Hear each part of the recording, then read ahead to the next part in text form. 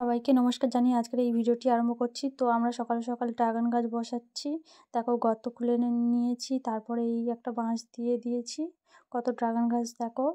আমি তোমাদের সাথে বলেছিলাম যে আমি শেয়ার করব মাটিতে বসানোর সময়। তো দেখো কিভাবে বসাচ্ছি, আলু পচা দিয়ে বসাচ্ছি। আলু পচা আরও অনেক কিছু পচা, এগুলো দিয়ে বসাচ্ছি। প্রথমে এই যে কেটে নিয়ে এইভাবে বসিয়ে দিয়েছি মাটিতে, দিয়ে মাটি চাপা দিয়ে দিয়েছি।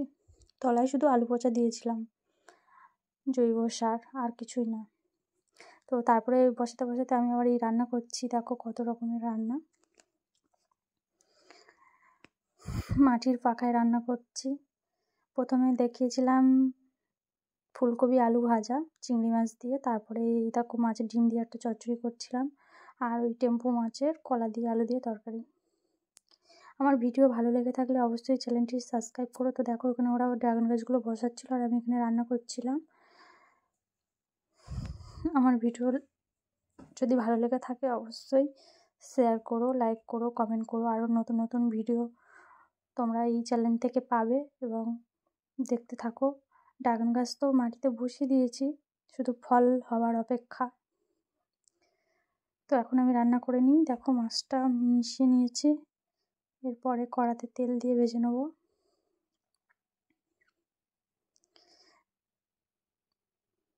ততক্ষণ এদিকে দেখাই তোমাদেরকে কিভাবে আমরা ড্রাগন গাছ বসিয়েছি।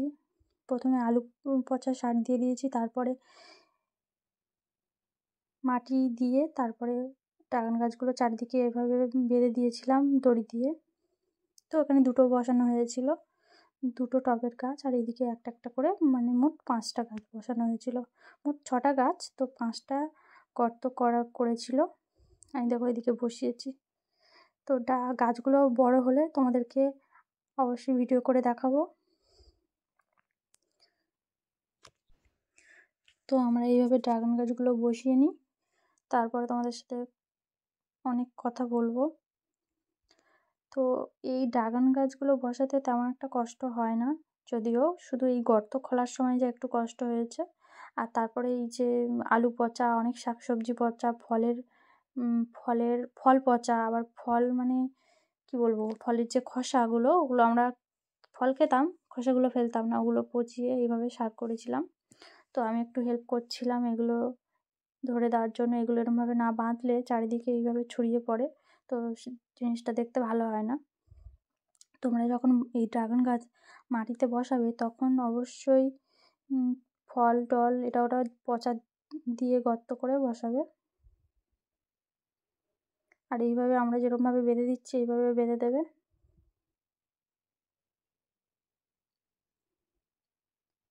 কোনো কিছু লাগে না, কোনো সার টার কিচ্ছু লাগে না, শুধু ওই শাকসবজি এটা ওটা, মানে বাড়ির যাবতীয় শাকসবজি এটা ওটা যেটা বেশি হয় সেগুলোই পচিয়ে এইভাবে সার করে মাটিতে গর্ত খুলে বাঁশ পুঁতে এইভাবে বসিয়ে দিলে হয়ে যায়।